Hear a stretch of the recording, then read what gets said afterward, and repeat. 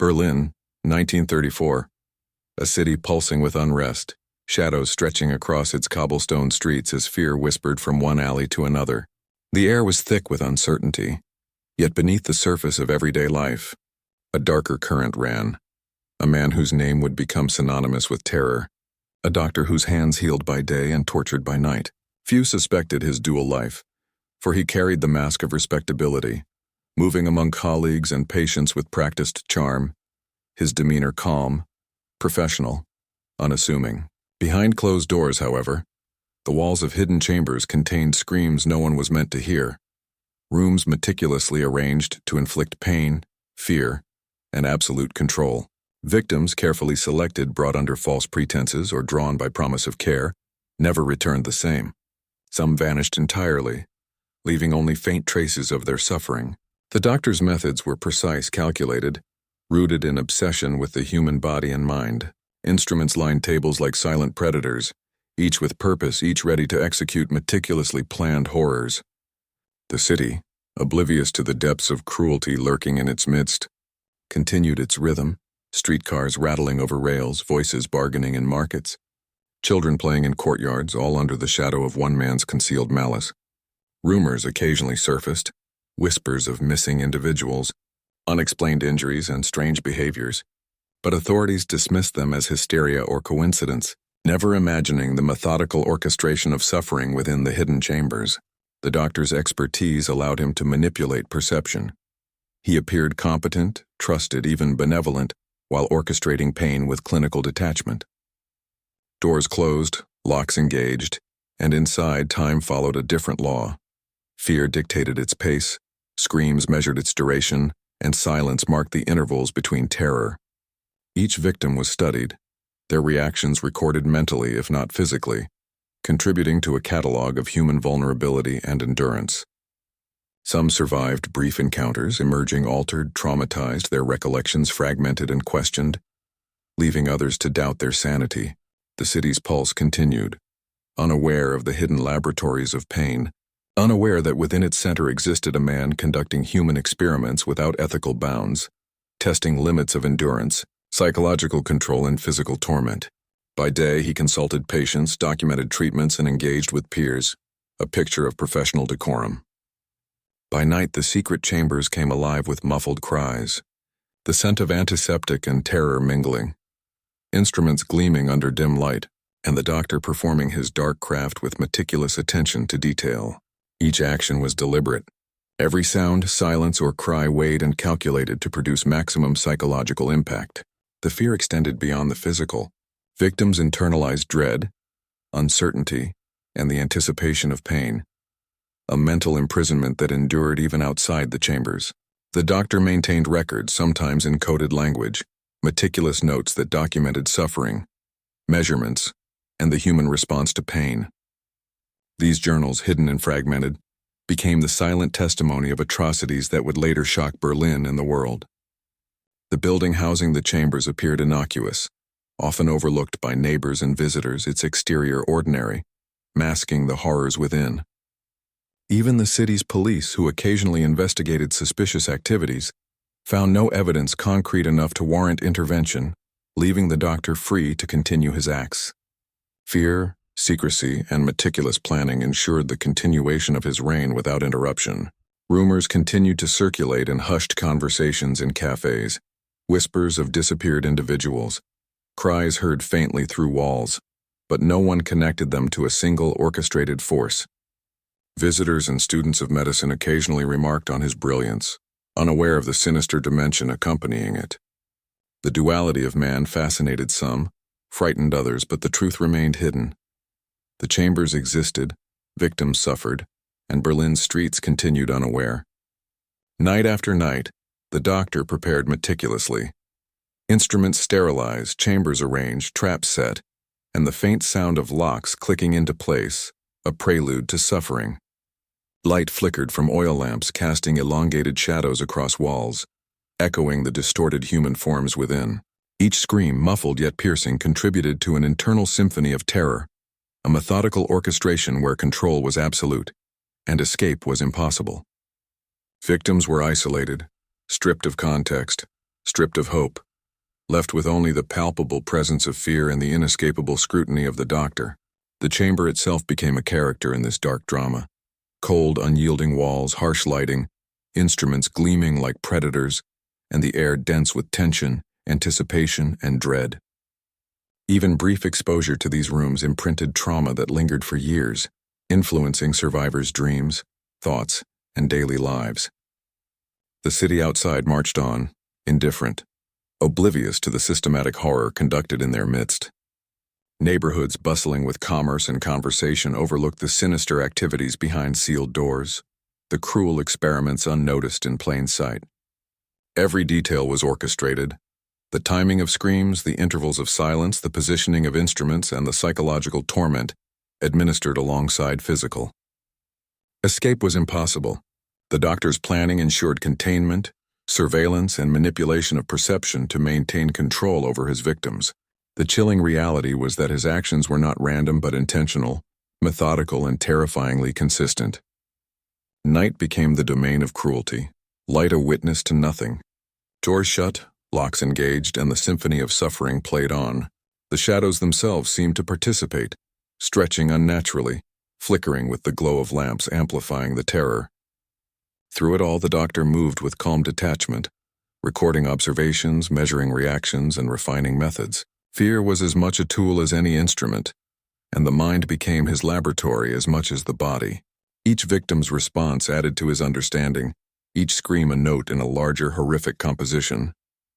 Berlin, unaware, continued life outside these walls, oblivious to the systematic cruelty conducted in its heart. By day he walked among colleagues, patients, and friends, a man of intellect and apparent benevolence. By night the chambers came alive, echoing with fear, controlled with precision, and designed to break both body and mind. The terror was meticulous, relentless, and absolute, an unseen horror shaping lives beyond comprehension.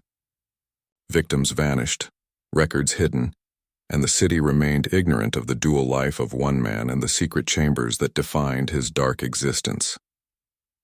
Berlin in 1934 was a city teetering between innovation and unrest, its streets alive with commerce, politics, and whispers of radical change.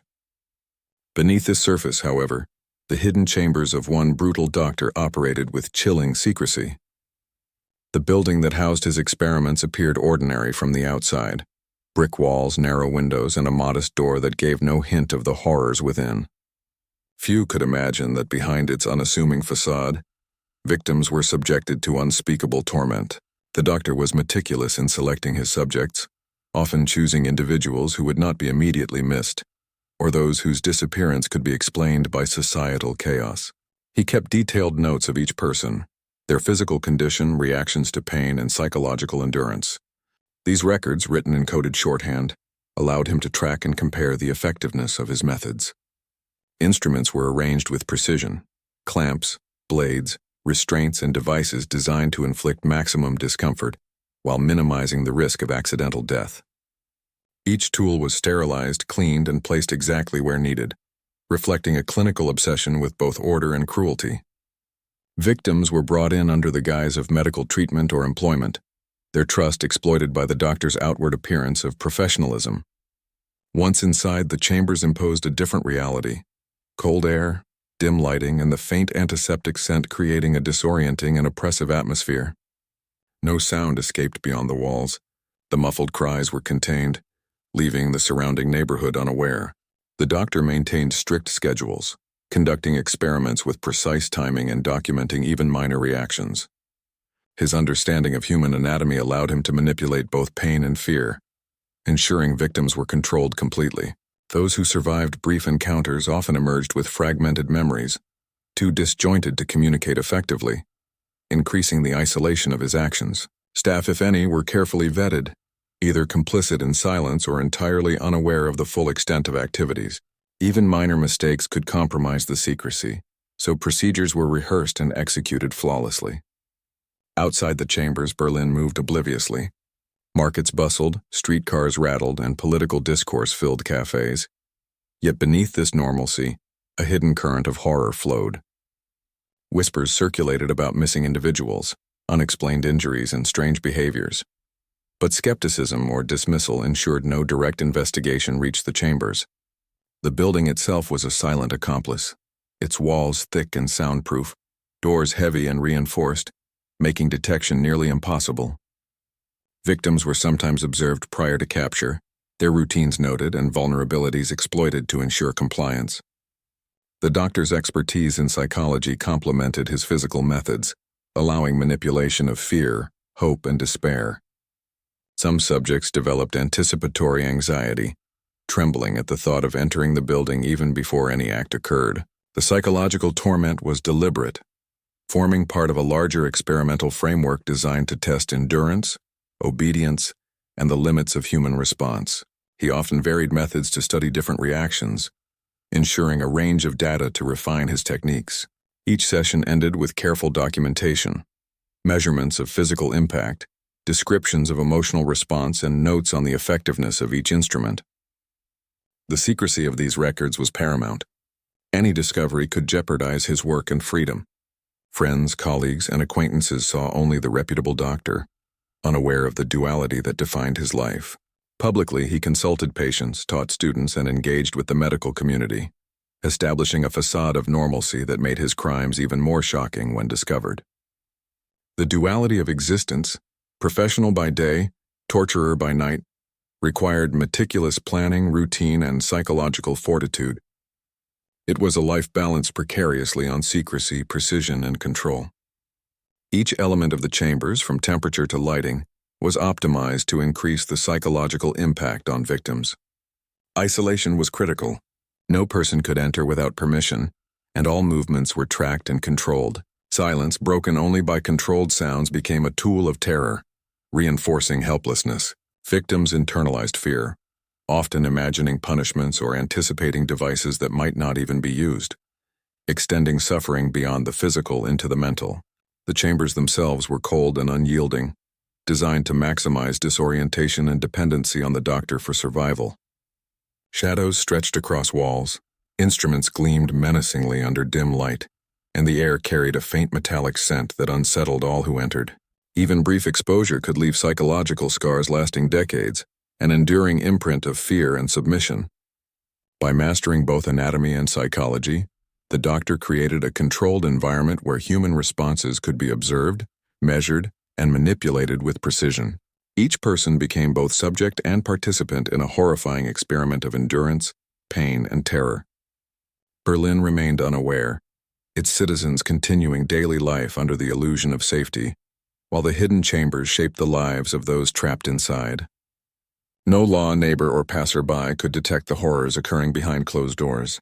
Instruments were sterilized, schedules followed, and victims selected with calculated care, ensuring the continuation of terror without interruption or discovery. Every detail of the chambers and the doctor's methods reflected a clinical, methodical, and chilling approach to cruelty, making him a figure whose reputation would one day horrify an entire city. The hidden chambers of the Berlin doctor were a study in controlled terror, a place where time and perception bent under the weight of carefully orchestrated cruelty. Each corner of the room had purpose, instruments meticulously arranged, lighting calibrated to cast shadows that stretched unnaturally across walls, and surfaces cold to the touch, amplifying discomfort. Victims were often restrained in positions designed to increase vulnerability, while limiting the possibility of escape, their senses manipulated by dim lighting, faint sounds, and the subtle movement of shadows. The doctor's knowledge of human anatomy allowed him to administer pain with precision, ensuring it was both effective and measurable, his calculations recorded in coded journals hidden from view. These journals contained minute observations, heart rates, physical reactions, psychological responses, and even the faintest tremors of fear, forming a dataset of torment unparalleled in history. Each new subject became a test of endurance, obedience, and resilience, the methods refined based on prior results. The doctor was patient, understanding that terror could be as much psychological as physical. Anticipation became a tool. The mere suggestion of instruments, unseen hands, or potential harm often caused more anguish than actual contact. Outside, Berlin thrived unaware. Markets, schools, and theaters operated under the illusion of normalcy, while the doctor maintained a dual life, professional and horrific. His colleagues trusted him implicitly, admiring his skill and intellect, blind to the horrors unfolding in secret. Even minor deviations in routine were planned meticulously, meals timed, doors locked, and instruments arranged to reinforce the sense of inevitability. Victims experienced a perpetual cycle of hope and despair. Moments of apparent reprieve were often followed by intensified suffering, a strategy that magnified psychological impact. Silence was carefully engineered. Faint sounds, distant echoes, and the occasional creak of instruments kept the mind alert, constantly anticipating, never resting. Occasionally, victims whispered or pleaded, only to be met with cold detachment, reinforcing the imbalance of power. The doctor observed carefully, noting which tactics elicited the strongest responses, which individuals broke first, and which displayed remarkable resilience. His experiments extended to subtle manipulations, altering room temperature, adjusting light sources, or changing the timing of procedures, each variable designed to test human limits. The secrecy of these chambers was maintained through deception, intimidation, and strategic selection of victims unlikely to be missed. Families searched for missing loved ones. Authorities investigated rumors, yet all trails were deliberately obscured by the doctor's planning. He maintained a facade of normalcy in daily life, visiting patients, attending conferences, and instructing students with professionalism that masked the atrocities behind closed doors. Occasionally, those who escaped or survived partially shared fragmented accounts, dismissed as delusions or exaggerations, further insulating the doctor from detection. The chambers themselves were nearly a character in the narrative, walls lined with instruments, floors reinforced and cold, lighting casting dramatic shadows, air dense with antiseptic and the faint metallic tang of fear. Each session reinforced the doctor's understanding of human psychology, his observations sharpening the precision of subsequent actions. The city's noise, its bustle, and its vibrancy were irrelevant inside. The chambers operated under their own law, dictated by fear, control, and meticulous planning. Instruments were cleaned and reset after every use, every detail checked and recorded. The doctor's obsession extended to the minutiae, the angle of restraints, the tension of ropes, the position of candles, and the timing of each procedure. Victims internalized terror even before entering the chambers, their own anticipation a tool of control. The doctor's journals hinted at experiments beyond physical torture, mental endurance, stress responses, and the breaking of willpower. Those who emerged from partial experiences were permanently altered, carrying fragmented memories, phobias, and deep psychological scars.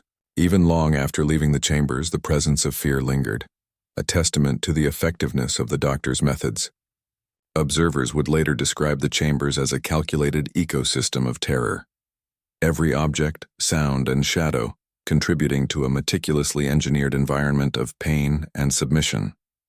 Berlin itself, unaware of these horrors, continued to thrive externally. But inside the chambers, a dark reality prevailed, invisible to all but the doctor and his victims. No law, neighbor, or passerby could detect the activities, ensuring continuation without interruption.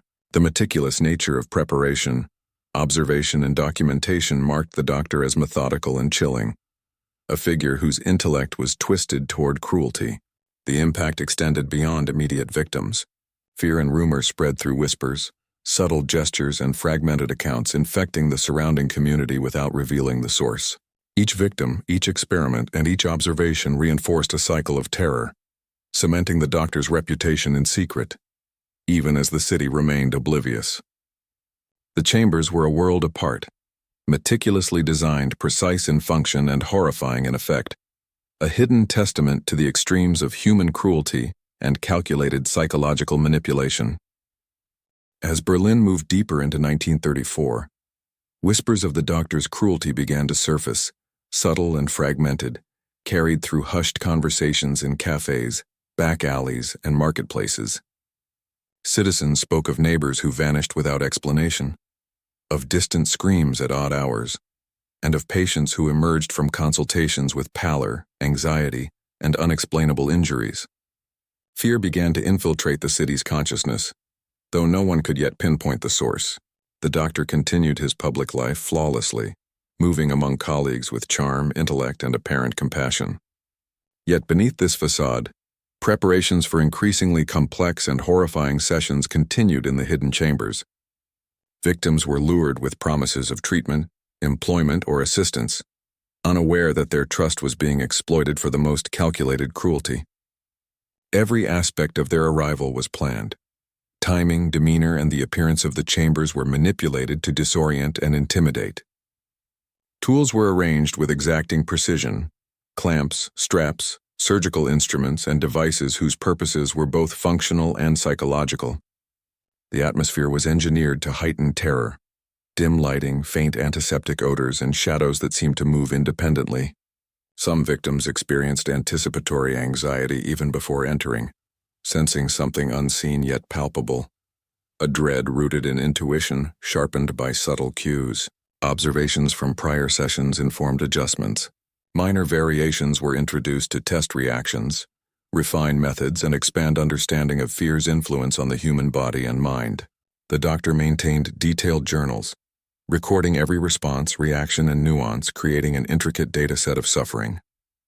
Occasionally, victims attempted to resist or escape, only to be swiftly subdued, reinforcing the futility of defiance and the total control exercised within the chambers. Outside, Berlin's daily rhythm continued. Streetcars rattled over rails, merchants haggled over goods, and political discourse filled public squares. None of these activities betrayed the darkness hiding in plain sight. Rumors of disappearances circulated but were dismissed or rationalized, allowing the doctor to operate unimpeded. Families searched quietly for missing members, yet no leads pointed to the chambers. The city's infrastructure, laws, and social systems remained oblivious to the orchestrated terror occurring within an ordinary building. The psychological impact extended beyond those directly harmed. Those who witnessed small fragments, heard muffled cries, or noticed unexplained injuries carried lingering unease. Fear spread like a contagion, subtle but pervasive, conditioning the populace to remain vigilant, suspicious, and wary. The doctor used the city itself as camouflage, blending his activities seamlessly into the flow of everyday life, ensuring suspicion never coalesced into actionable evidence. Preparations for each session became increasingly elaborate. Instruments sterilized, chambers arranged, lighting adjusted, and psychological strategies meticulously planned. Victims' reactions were anticipated and exploited, with each session serving as both punishment and experiment. The chambers were transformed into laboratories of terror, where every detail contributed to the efficacy of pain and psychological domination. Silence, broken only by controlled sounds or the occasional movement of an unseen hand, became a tool to amplify dread. Shadows were manipulated to create illusions of additional figures or instruments, heightening anxiety and anticipation. The doctor's understanding of fear was as precise as his knowledge of anatomy, each element of design reinforcing helplessness. Even minor variations, an extra sound, delayed action, or subtle shift in lighting, were calculated to increase suffering and maintain absolute control. Victims often internalized terror, imagining consequences far worse than reality, a mental imprisonment complementing physical restraint. Records and journals grew in detail and complexity, encoding observations, measurements, and insights about endurance, obedience, and psychological breakdown. Occasionally, fragments of information leaked. A survivor spoke incoherently of shadows. A family noted strange noises, yet these were dismissed or rationalized. The duality of the doctor's existence allowed him to maintain professional credibility while orchestrating horrors unnoticed. He remained respected in his field, admired for skill and intellect, all while his hidden chambers became increasingly refined. Each session contributed to the accumulation of knowledge, reinforcing methods and introducing new approaches to testing limits.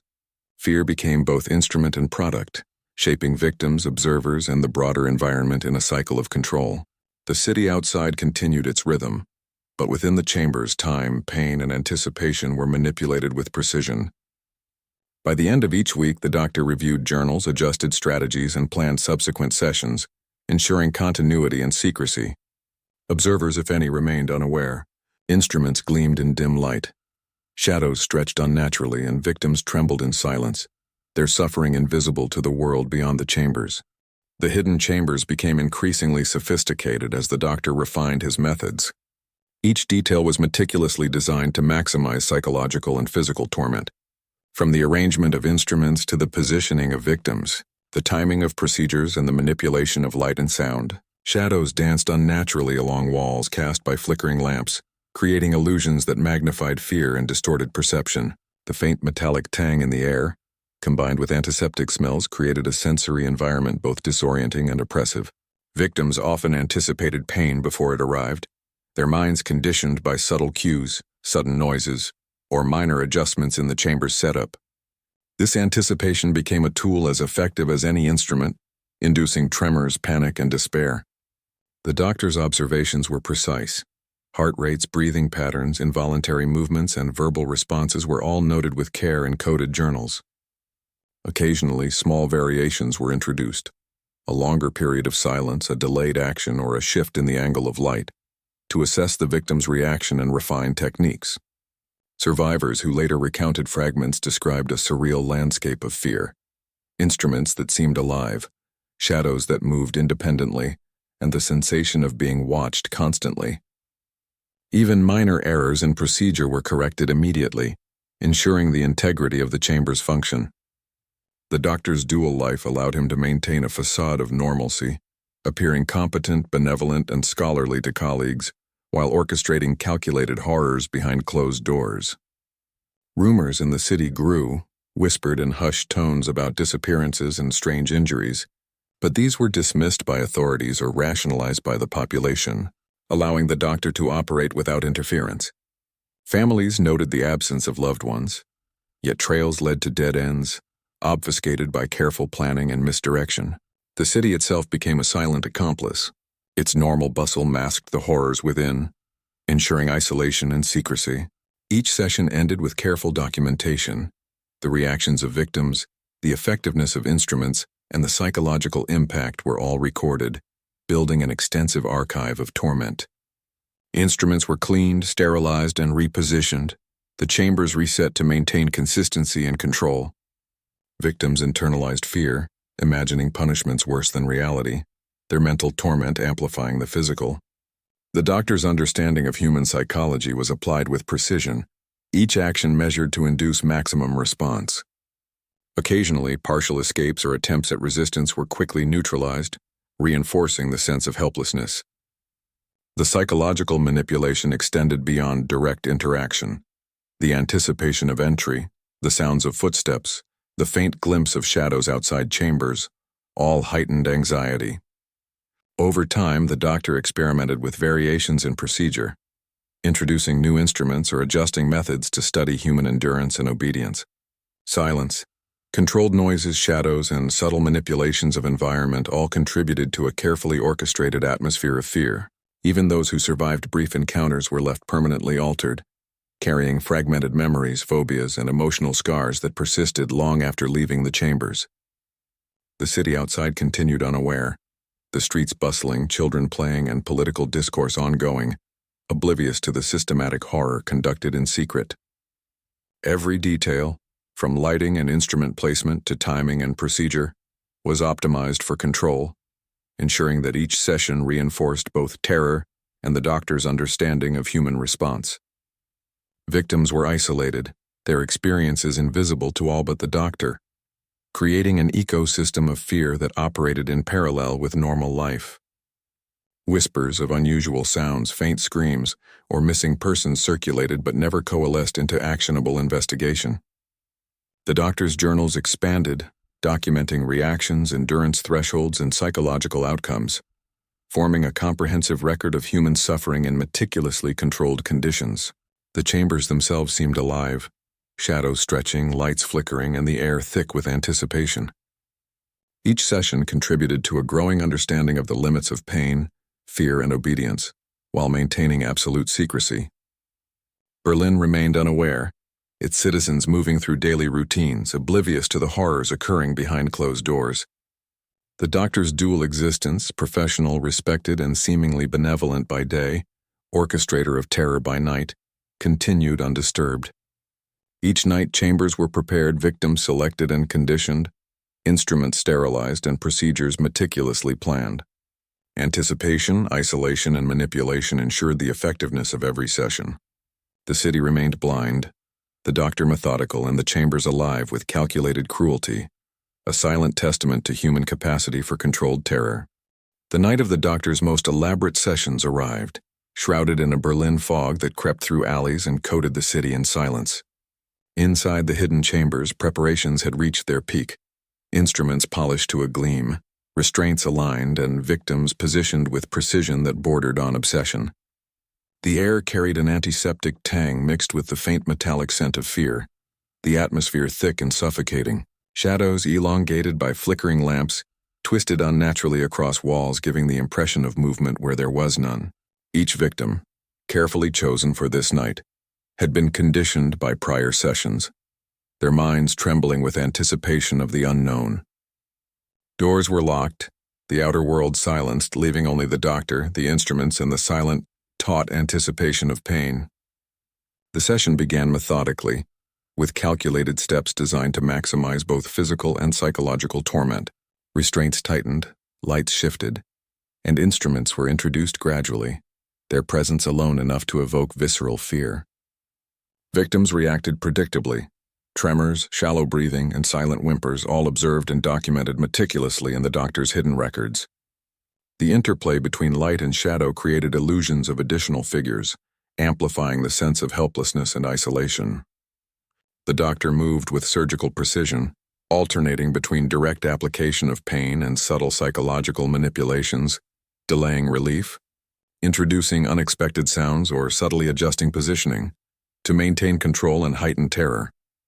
Anticipation itself became a tool, as victims imagined outcomes far worse than reality, their mental torment surpassing the physical. Every reaction was studied, the flinch of a hand, the tightening of a jaw, the flicker of fear in an eye. Observations were noted in coded shorthand, forming a detailed account of human endurance under extreme stress. The room's design enhanced control. Every corner, every shadow, every light source meticulously calculated to disorient, dominate, and terrify.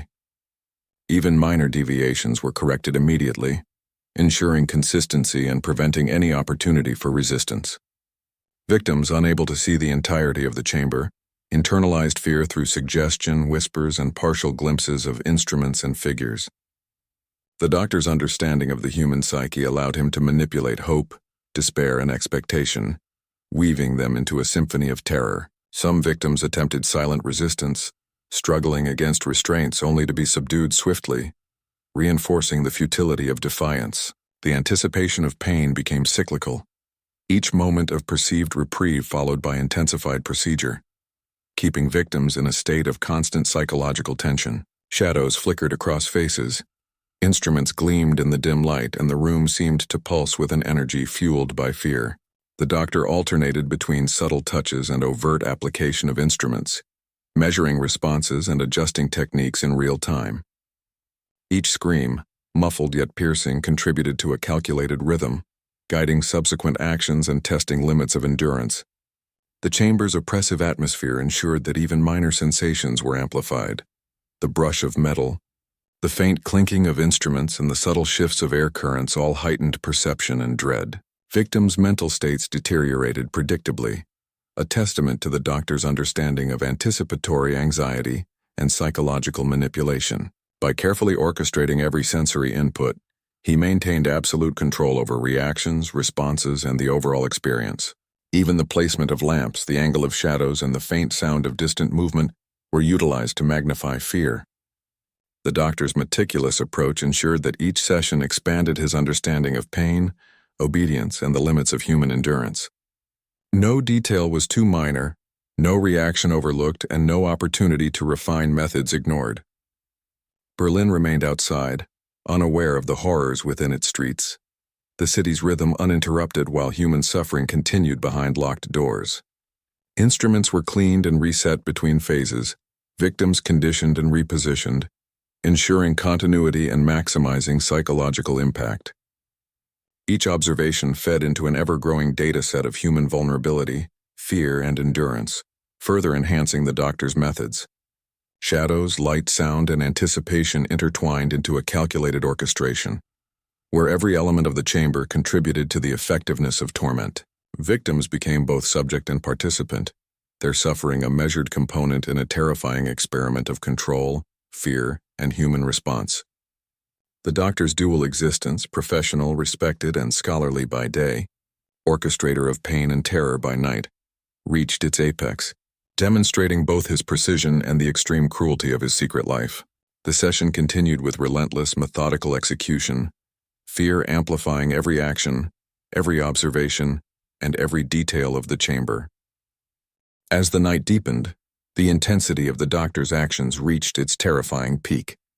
Victims already conditioned by prior encounters were pushed to the brink, their physical endurance tested alongside the unraveling of their mental stability. Instruments gleamed under the dim light, shadows twisting across walls, creating the illusion of additional presences, amplifying terror beyond the tangible. Every detail had been orchestrated to maximize fear: the angle of a lamp, the subtle shift of a restraint, the faint creak of a rope.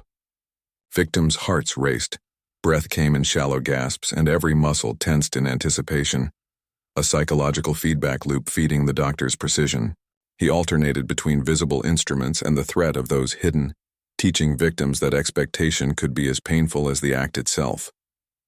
Each reaction was observed, measured, and recorded with meticulous care in coded journals, noting involuntary twitches, facial expressions, and tremors that revealed the limits of human endurance.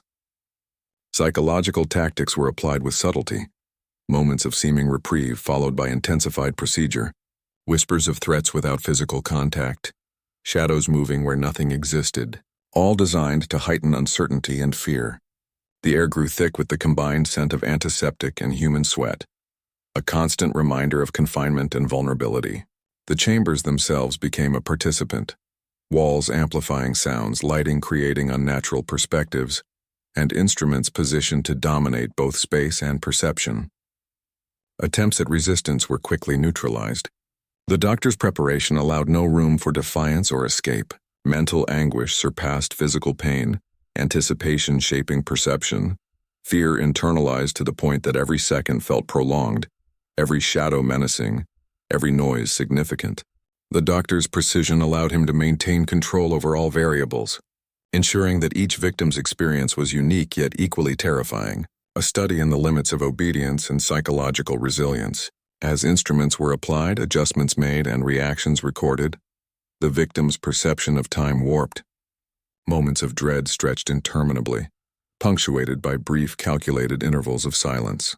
Each scream, each shiver, and each glance became data points, feeding into the doctor's meticulous understanding of human vulnerability. The physical space was engineered for optimal psychological effect. Light angles, shadow placement, and the careful positioning of restraints all contributed to a meticulously constructed environment of fear. Even the subtle movements of the doctor, approaching, retreating, manipulating objects, were calculated to elicit maximum response. By manipulating anticipation, sensation, and perception, he created an ecosystem of terror where control was absolute and hope was systematically stripped away. Victims internalized the presence of the chambers, their minds anticipating pain before it arrived. A mental imprisonment that mirrored physical restraint. Journals expanded with each session, documenting nuanced responses, levels of endurance, and psychological breakdowns, forming a chilling record of orchestrated suffering. The doctor's duality, scholarly and respected by day, orchestrator of terror by night, remained intact, his public persona undisturbed, concealing the apex of cruelty practiced within locked doors. As hours passed, the terror reached its zenith. Victims exhausted, bodies trembling, minds fraying, and every detail of the chamber utilized to sustain absolute control. Instruments were employed with methodical precision, shadows manipulated, and environmental factors subtly adjusted to heighten fear. By the final moments of the night, victims were pushed to the edge of collapse, physically strained and psychologically shattered, each one a testament to the calculated mastery of terror. The doctor observed, recorded, and planned, ensuring that each session provided data, insight, and refinement for future exercises in control, pain, and obedience. Outside, Berlin continued unaware, streets alive with movement, commerce, and conversation, while behind closed doors, human suffering was orchestrated with unrelenting precision. The chamber, instruments, shadows, and anticipation combined into a symphony of horror, demonstrating both the extremes of human cruelty and the terrifying effectiveness of meticulous psychological manipulation. Each detail, from the angle of light to the positioning of ropes, contributed to a perfect environment for terror, leaving victims irrevocably altered. The night concluded, the doctor reviewing notes, adjusting future plans, and ensuring the continuity of his secret operations. The hidden chambers remained undisturbed, a place where fear, pain, and human endurance were studied with clinical obsession. The following days in Berlin carried a silent tension, an undercurrent of unease that only a few sensed. Families of the disappeared whispered in hushed tones, fearing ridicule or dismissal. Street conversations hinted at strange behaviors, faint cries heard at night, and rumors of individuals returning from appointments looking pale, traumatized, or incoherent. Authorities had yet to uncover any concrete evidence. Investigations led to dead ends. Frustrated by the meticulous planning and secrecy of the doctor, he maintained his public persona flawlessly, appearing as a respected physician, a diligent scholar, and a trustworthy member of the community. No one could imagine the horrors concealed behind locked doors, the instruments and shadowed chambers that had become his laboratory of pain. Survivors, when they emerged, were fragmented in speech and thought. The trauma had disjointed memories, leaving gaps that made narratives seem unbelievable. Friends and family often dismissed accounts as delirium or exaggeration, further isolating victims and deepening their psychological scars. The doctor's journals, meticulously kept, documented every nuance of suffering, every reaction, every tremor of fear, creating an archive of terror that remained hidden. In homes across the city, small unease took root. Children avoided certain streets. Neighbors whispered about shadows, and a vague sense of danger permeated the atmosphere, though no one could place its source. Psychologists of the time, unconnected to the doctor, noted spikes in anxiety and mysterious traumas among patients, yet the patterns were invisible, scattered, and dismissed as societal stress. The doctor used this veil of normalcy to continue his work uninterrupted, each session reinforcing his understanding of psychological and physical control. His dual life persisted, the chambers operating as autonomous centers of fear, while his public identity remained untarnished. Victims' return to society was rare and often incomplete. Those who survived bore lasting emotional and physical consequences. The trauma affected their social interactions, ability to work, and capacity to trust. Whispers of disappearances and strange injuries occasionally surfaced in newspapers, but without substantiation, these were dismissed, leaving the doctor free to operate. Rumors created subtle fear in the city, an invisible tension that few could explain, making the streets quieter at night, more cautious during the day. The precise nature of his methods remained unknown, yet the invisible effects spread. Families sensed absence, neighborhoods felt subtle dread, and the city's collective subconscious began registering a pattern it could not define. Survivors often suffered post-traumatic stress, their nights haunted by shadows and the echo of screams, while during the day, normal routines concealed the depth of internal terror. The chambers themselves remained unaltered, instruments sterilized and reset, ready for future sessions. Anticipation, both for victims and the doctor, continued as each event reinforced patterns of control, fear, and systematic torture. Authorities, neighbors, and colleagues remained unaware of the precise nature of these horrors. Only faint echoes of the doctor's activities filtered through, untraceable and fragmented. The city's pulse continued, seemingly normal. Yet beneath this rhythm, human suffering persisted, meticulously managed and catalogued. Families grieved in silence, searching for answers that would never fully come, their lives shadowed by inexplicable loss. Those who returned were forever changed, carrying trauma that blurred reality, perception, and memory, while the doctor maintained meticulous control over both environment and narrative. In homes and streets, the psychological ripple extended. Fear, suspicion, and unease became subtle yet persistent companions of daily life.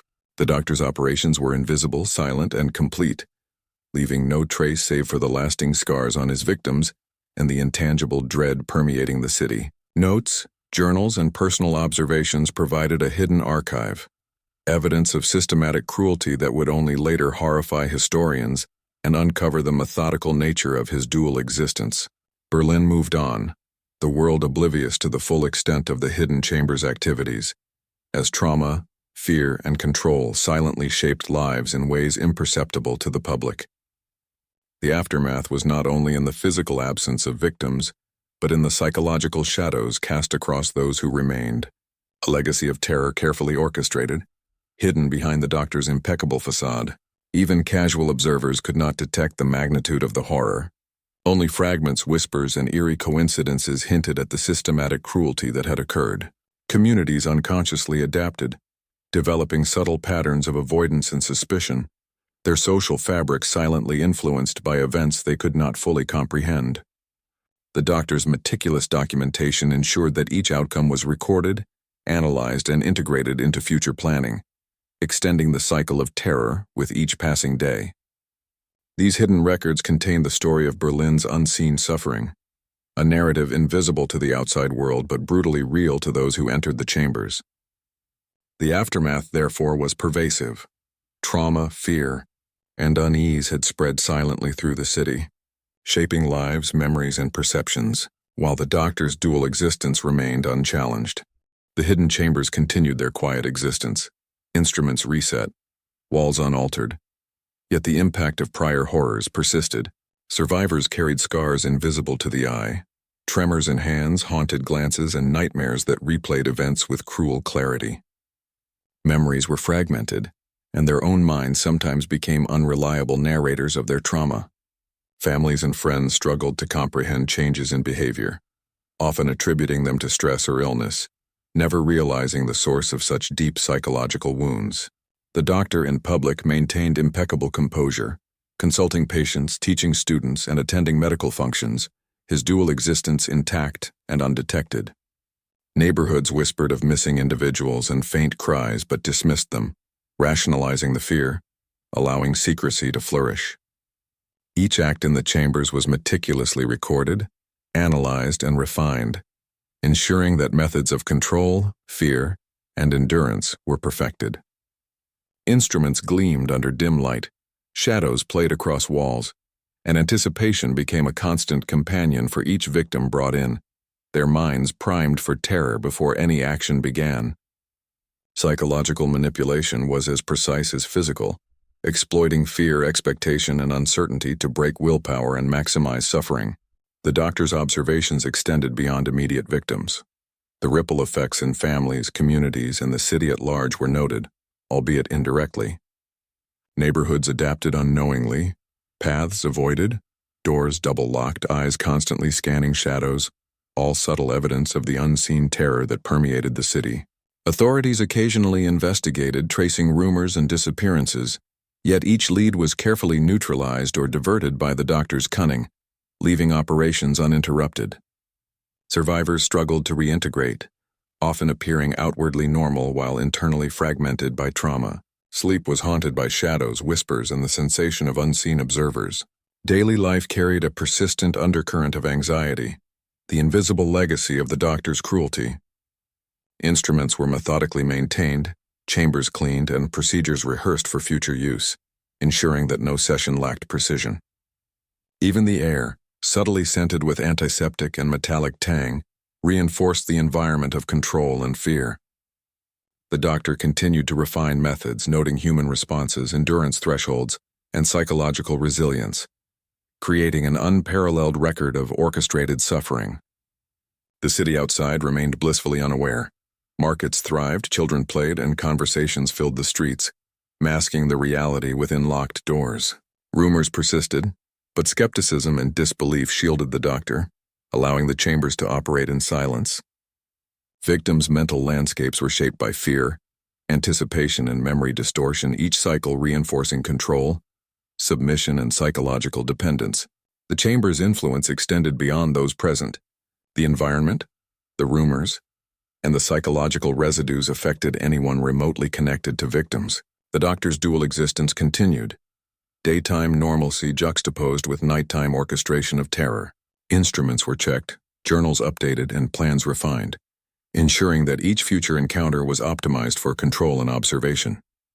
Shadows, light, and sound worked together to manipulate perception, anticipation, and mental state, a system perfected over countless sessions. The legacy of fear spread quietly, altering behavior, relationships, and social interactions without visible traces. Survivors' lives were marked by the invisible hand of the doctor, their autonomy subtly eroded, their trust in reality weakened. Families, neighbors, and colleagues remained unaware of the precise nature of the horror, leaving victims isolated in their suffering. Even minor fragments of experience became amplifiers of dread. Recalling a sound, a shadow, or the faintest scent triggered memories, reinforcing the invisible chains forged in the chambers. The doctor's journals captured each nuance, a detailed compendium of human reaction to fear, pain, and psychological manipulation, hidden from view yet precise and exhaustive. Berlin itself, vibrant and bustling, remained oblivious to the systematic terror unfolding within a single building, a secret world operating in parallel to everyday life.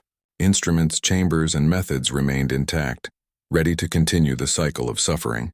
Fear, control, and psychological torment remained pervasive, leaving survivors, families, and even the city subtly altered, a lasting imprint of the doctor's meticulous cruelty.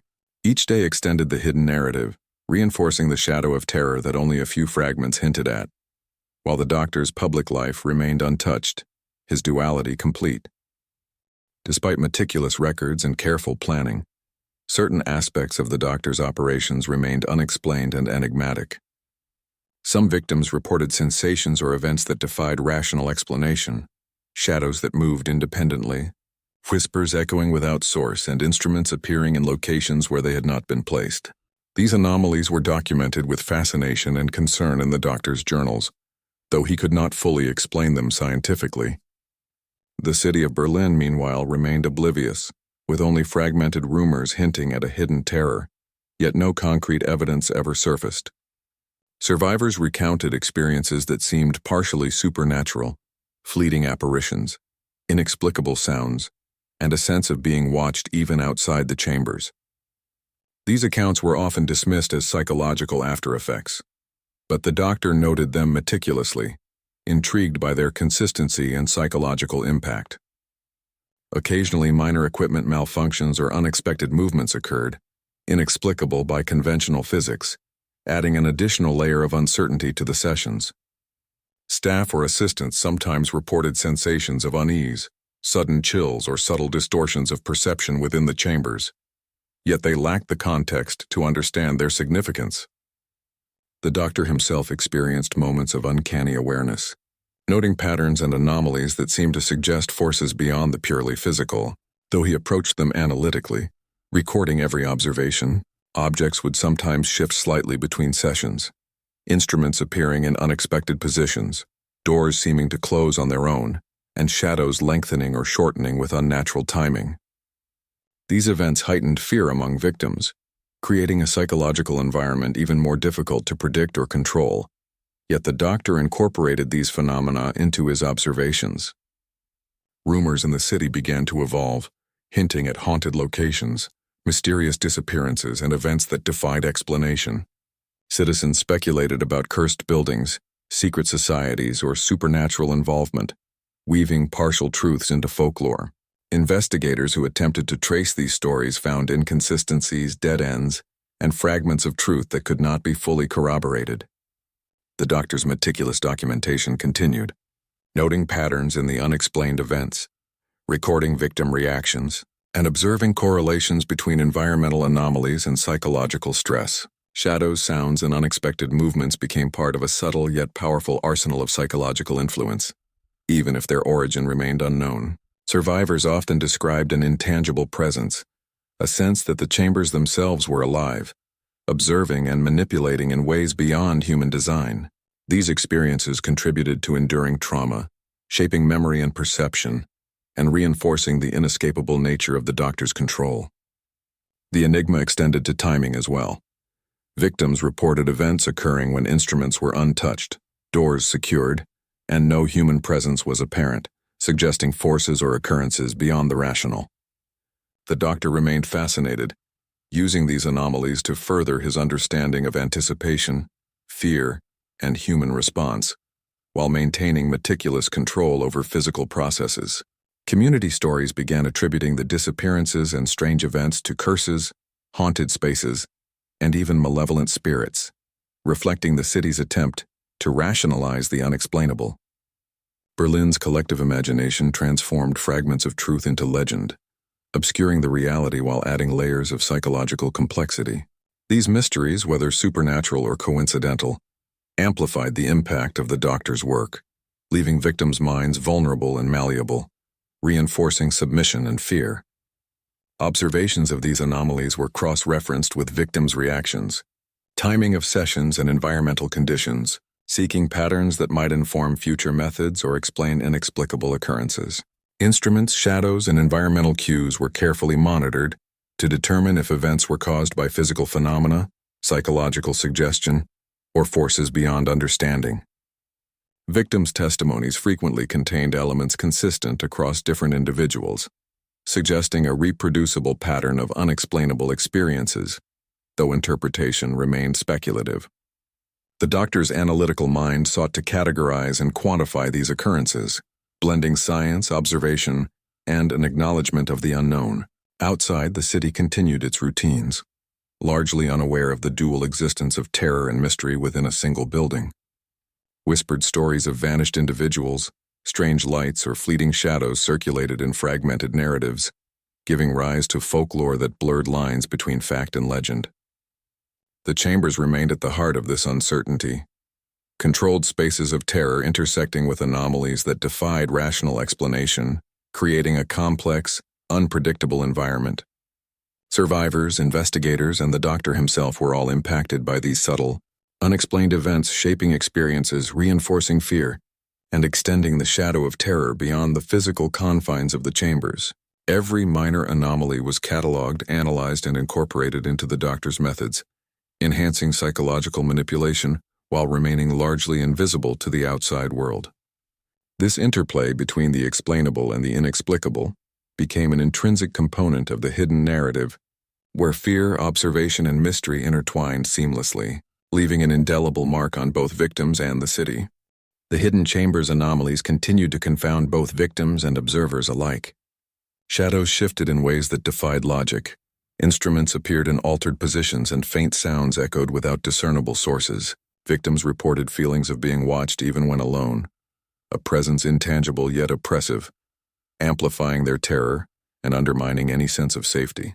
The doctor recorded each occurrence, noting victim reactions, timing, and environmental conditions, attempting to classify patterns while remaining unable to fully explain the phenomena.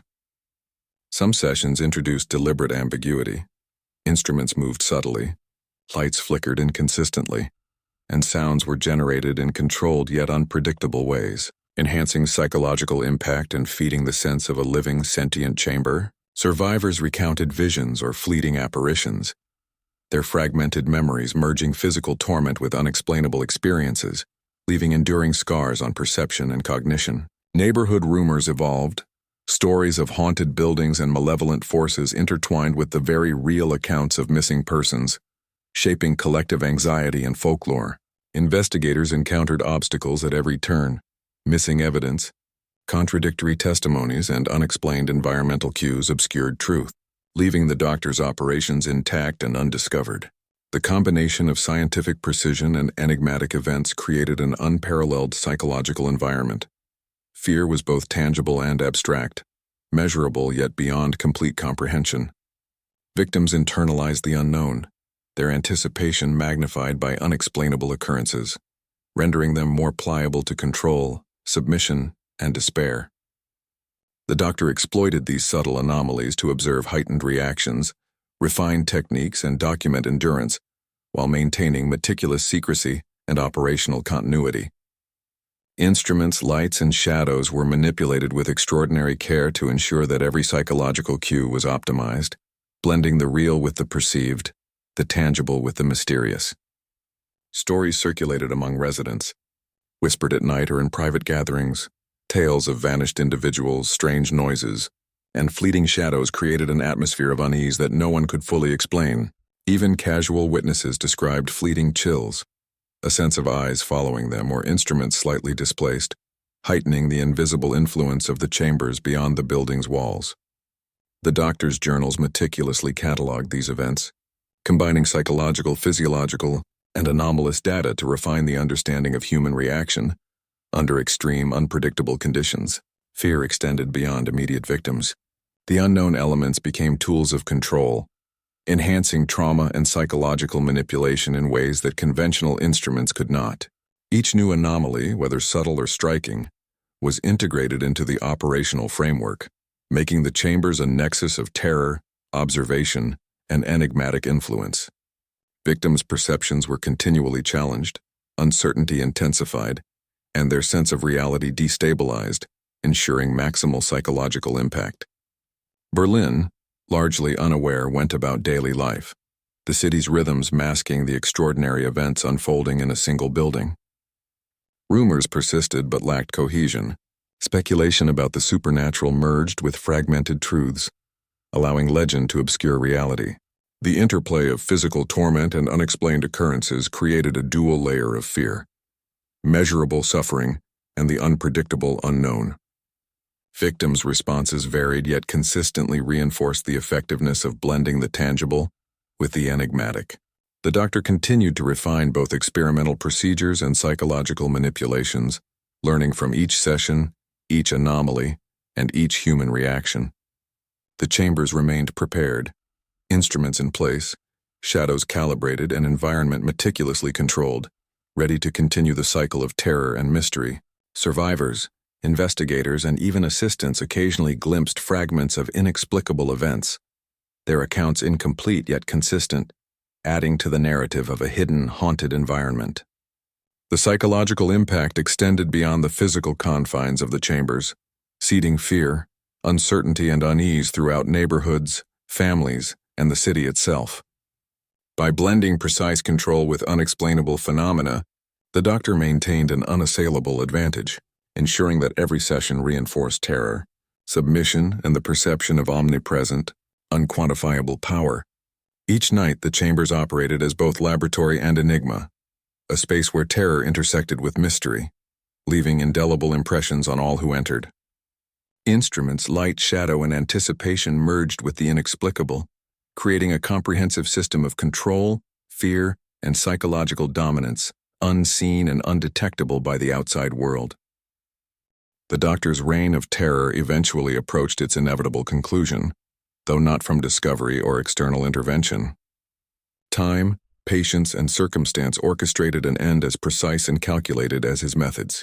Victims, though few remained physically capable, were irrevocably marked by the psychological and physical torment inflicted upon them. Their memories were fragmented, their trust shattered, and their very perception of reality altered permanently. The hidden chambers, instruments polished and shadows calibrated, now bore the weight of accumulated horrors, a silent monument to cruelty. Berlin continued its daily life, oblivious to the labyrinth of fear hidden within an ordinary building, the city's pulse unchanged despite the invisible scars etched into its fabric. Even as the doctor maintained professional appearances, subtle signs of age, stress, and obsession began to manifest, hinting at human fragility behind the veneer of control. The culmination of his work was both methodical and haunting. Sessions became increasingly elaborate, observation more acute, yet the toll on his own psyche grew, mirrored in subtle gestures, lingering fatigue, and obsessive recording of data. Survivors, scattered and permanently altered, carried fragments of experience into society, influencing behavior, relationships, and perceptions in ways immeasurable yet profound. Rumors persisted, whispered at night in cafes and among families, yet they remained fragmented, half-formed, and largely dismissed, leaving the full extent of the horror unrecognized by the broader public. As the doctor's methods reached their zenith, patterns of disappearance, trauma, and psychological manipulation coalesced into a terrifying symmetry, each session building upon the last in precision, cruelty, and observation. Instruments, chambers, and calculated environmental cues became extensions of his will, executing the orchestration of fear with perfection, while the city outside remained unaware. Occasionally, moments of reflection crept into his meticulous routines, considering outcomes, potential risks, and the legacy of his work. He understood the irreversible impact on his victims, the shadow it cast over their lives, yet the intellectual pursuit of understanding human limits remained a driving force. Shadow, sound, light, and anticipation continued to dominate the chambers, creating a final tableau of terror, an enduring testament to calculated psychological dominance. The duality of his existence, Publicly respected, privately monstrous, remained intact, even as internal and external pressures subtly increased. Families and survivors remained isolated, their experiences incomprehensible to outsiders, further reinforcing the doctor's control over both narrative and perception. The accumulated horrors of the chambers became layered with mystery. The unexplained movements, subtle anomalies, and psychological distortions persisted even as the sessions themselves concluded. The doctor meticulously documented every reaction, every whisper, every tremor of fear, aware that the records themselves would outlast his active operations. He understood that while the physical chambers might one day be discovered, the psychological imprints, the enduring terror, would persist far longer, a haunting legacy imprinted upon the minds of survivors and indirectly upon the city. Time eroded secrecy but not memory. Rumors, whispers, and fragmented accounts ensured that the horror would linger in collective consciousness, subtly shaping social interactions and cultural imagination. The chambers, instruments, and shadows remained, silent witnesses to the culmination of years of methodical cruelty. Survivors spoke in fragments, their accounts forming a patchwork of trauma, fear, and incomprehensible events that hinted at the magnitude of what had occurred. Berlin remained ignorant of the full extent, yet the invisible ripple of terror persisted, a ghostly legacy of manipulation, pain, and meticulous orchestration. The doctor, ever observant, prepared for the final sessions with precision, aware that every detail contributed to the enduring impact of his methods. Shadows, instruments, and environmental cues worked in tandem to produce maximum psychological effect, ensuring that each victim's experience reached its apex. The culmination of this hidden career was a testament to obsessive control, scientific precision, and the terrifying depths of human cruelty executed with meticulous care. Instruments gleamed, shadows stretched unnaturally, and the air of anticipation hung thick, encapsulating the chambers as a space outside conventional morality, observation, or empathy. Victims were changed irreversibly, their mental and physical states permanently altered, leaving a legacy that could never be fully erased. The chamber's silent testimony, coupled with fragmented survivor accounts and enduring urban whispers, ensured that Berlin carried an invisible memory of these horrors, even as the doctor's public persona remained untarnished. His dual existence, professional by day, orchestrator of terror by night, approached its final iterations, each carefully designed session leaving indelible marks on those subjected to it. The final sessions were executed with unprecedented precision, a culmination of years of study, observation, and refinement. Instruments gleamed under dim lights, shadows stretched unnaturally along the walls, and the atmosphere thickened with anticipation and fear. Each victim, carefully selected and conditioned, was guided into the chambers with practiced efficiency, unaware that these would be their ultimate encounters. Physical restraint, psychological manipulation, and environmental control merged seamlessly, creating a perfect orchestration of terror. The doctor observed with meticulous attention, recording reactions, tremors, and subtle changes in posture, expression, and breathing, ensuring every variable was accounted for. Shadows shifted, seemingly alive, enhancing uncertainty and reinforcing helplessness. Victims' minds oscillated between expectation, dread, and disbelief, their psychological states carefully manipulated to maximize impact. Silence was weaponized, punctuated only by controlled sounds, subtle movements, and the occasional instrument's presence, each element contributing to the overall sense of domination. Some victims attempted resistance only to be subdued swiftly, reinforcing the futility of defiance. The interplay of light, sound, and movement created an environment in which perception itself became unreliable, intensifying fear and psychological trauma. The doctor's dual life, scholarly, respected, and trusted in public, continued seamlessly, concealing the extreme cruelty practiced behind locked doors.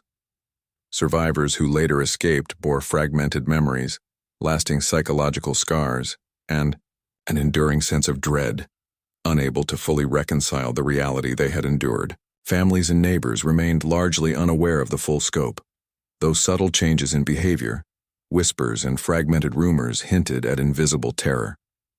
Instruments were meticulously maintained, chambers prepared, and journals updated, ensuring continuity and refinement of methods even as sessions reached their apex. The culmination of years of hidden cruelty left both victims and the city irrevocably altered, though the full extent remained concealed. Shadows, sounds, and anticipation converged into a controlled, yet seemingly chaotic environment, maximizing the psychological impact of each encounter. The doctor's observations became more precise, his methods refined, and the orchestration of fear perfected, leaving no detail unconsidered. Each victim's experience was catalogued, analyzed, and incorporated into a growing body of knowledge that spanned psychological, physical, and enigmatic dimensions. Even as the chambers fell silent, the echoes of fear, trauma, and uncertainty lingered in the minds of survivors, influencing behavior, perception, and memory. Berlin, oblivious to the events unfolding within its streets, carried on its daily routines, unaware that hidden chambers had shaped the lives of citizens, both directly and indirectly. Rumors and fragmentary accounts persisted, blending into folklore and whispered stories, ensuring that even in secrecy, the shadow of terror endured. The doctor's legacy was preserved not only in meticulous records and instruments, but also in the indelible psychological imprints left upon every person who encountered the chambers. Instruments gleamed, shadows stretched, and anticipation thickened as the final hours of operation concluded, a meticulously executed climax to years of hidden cruelty. Survivors, forever altered, carried memories too fragmented, horrifying, or implausible to fully communicate, leaving the true scope of the terror hidden from the world. The chambers themselves stood as silent witnesses, a repository of fear, pain, and psychological mastery, undisturbed yet fully functional, prepared for future encounters if necessary. Even in apparent conclusion, the interplay of fear, control, and mystery persisted, leaving both victims and observers influenced by the lingering presence of orchestrated horror. The duality of the doctor's existence, publicly admired, privately monstrous, remained intact, a chilling testament to the extremes of human cruelty executed with careful calculation. Time moved forward, but the psychological and physical legacies of the chambers endured, invisible yet profoundly present in the lives of those affected. The city carried an unrecognized weight, its rhythm unchanged, yet subtly shaped by invisible events, whispers, and shadows that could not be reconciled with normal life. The doctor, instruments, chambers, and meticulously documented observations together formed a complete ecosystem of terror, control, and lasting influence, concluding the narrative of methodical cruelty with haunting precision.